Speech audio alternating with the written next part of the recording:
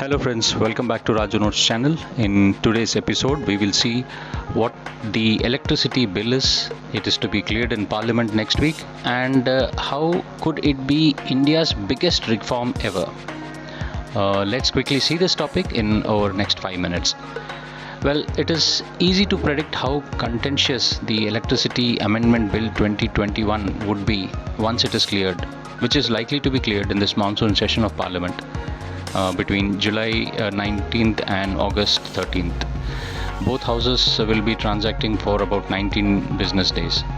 Well, the bill empowers consumers to choose their power suppliers, and like it did with the telecom industry, private players would bring down the cost and provide better services to us all.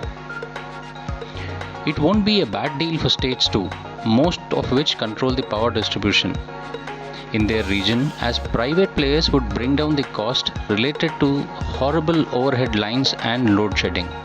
Better supply would induce better demand, resulting in better profits.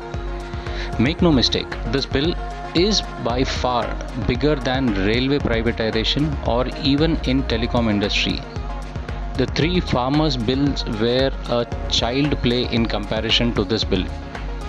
This could be a major milestone in India's economic history, perhaps the most important reform ever. The government expects private sectors to own up to 100% of electricity distribution in all urban areas in coming years, some 74% in rural urban mix areas as well. The enormity of this measure could be gauged if one remembers that the electricity in India has largely been 100% state controlled, and that many states provide up to 90% of subsidy on electricity. The political compulsions place the dirty hands, as we see Mr. Arvind Kejriwal taking his Delhi election model to assembly polls next year, promising free electricity in Punjab and Uttarakhand. Naturally, some states would be wary of to lose control, at least for political reasons. Never mind the better profit they could generate through the privatization of DISCOM. DISCOM is electricity distribution companies.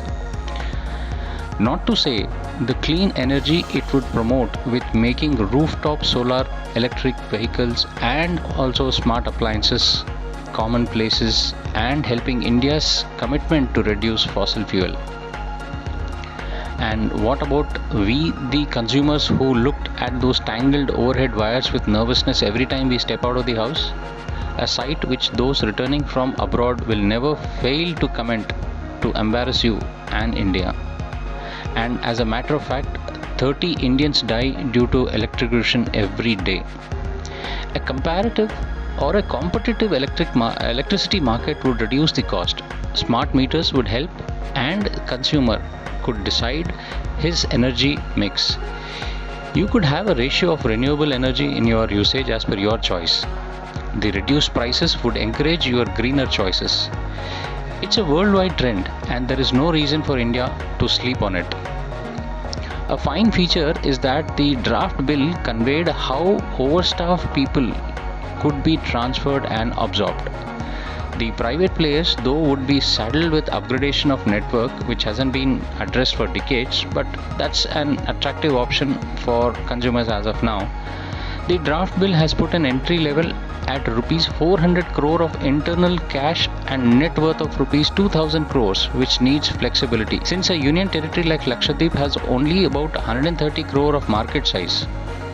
Besides, the private players would need assurance on regulatory authorities, speed of decision making, as well as with the appellate authority, which instinctively screws up the nose.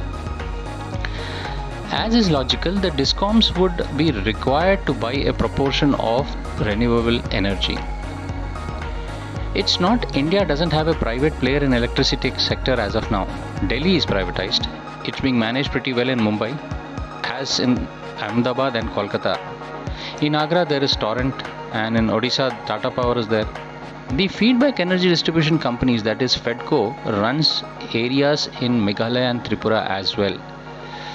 To conclude, I can only say that India has a target of achieving 450 gigawatt renewable energy capacity by 2030. Presently, the capacity is just 89.63 gigawatts. Great work is needed, and discoms presently are the weakest links in the electricity value chain. It's time they are forced into financial discipline, and it's time the monopoly in the industry be broken. Well, that was a very quick update. If you like this update, please pass it on to the students who are taking various competitive examinations like UPSC, Civil Services, NDA, SSB, and it will help them. That's it, friends. I will see you soon with more latest in our next episode. Till then, take care. Thank you.